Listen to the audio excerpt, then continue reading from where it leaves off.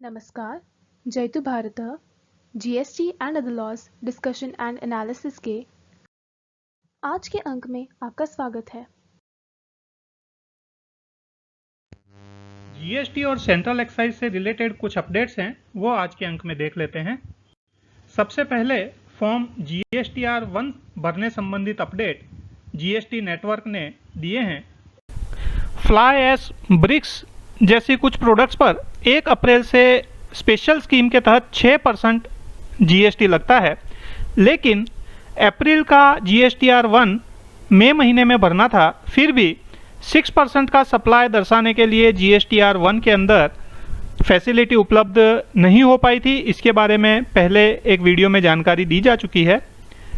अब GST portal ने यह इन्फॉर्मेशन दी है कि जीएसटीआर 1 के जितने भी टेबल्स हैं उनके अंदर 6% के क्लियरेंस की 6% के सप्लाई की डिटेल्स दी जा सकती है, लेकिन अभी भी टेबल 12 जो है जिसमें एचएसएन की डिटेल्स देनी होती है उसमें अभी भी यह सुविधा उपलब्ध नहीं हो पाई है। तो अब जीएसटीआर 1 भरने के लिए जितने भी टेबल्स हैं उनमें यदि 6% की स्कीम में फ्लाई ऐश ब्रिक्स इत्यादि सप्लाई करते हैं तो 6% के रेट के सामने अपनी डिटेल्स दे सकते हैं, लेकिन एचएसएन की डिटेल्स अभी भी 5% के रेट के सामने देकर फिर बाद में उसे वैल्यू और टैक्स की रकम को मैन्युअली एडजस्ट करके सही रकम दर्शानी होगी।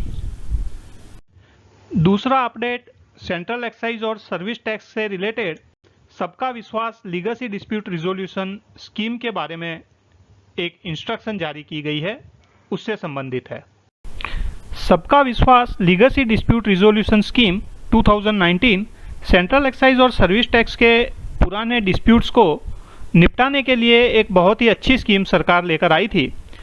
उस स्कीम में जो भी फॉर्म भरने थे SVLDR 1, 2, 3, 4 वो सभी सिस्टम्स के थ्रू ही भरना था, लेकिन अभी भी कई केसेस में जहां पर को नोटिस ने SVLDRS 1 फॉर्म भरा है, उसके बाद में उनको नोटिस इत्यादि जारी करने के बाद SVLDRS 2 के स्टेज पर ही अभी भी वो केसेस पेंडिंग है।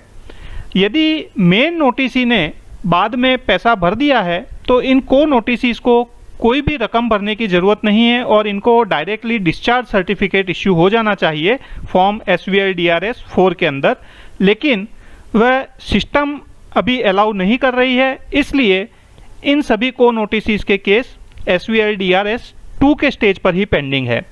इस बारे में अब central board of indirect taxes और कस्टम्स ने यह निर्णय लिया है कि ऐसे जो भी केस हैं उनमें फॉर्म SVLDRS 4 जिसे डिस्चार्ज सर्टिफिकेट भी कहते हैं उन्हें मैन्युअल मोड में डिस्पोज कर देना चाहिए, मैन्युअल मोड में जारी कर देना चाहिए।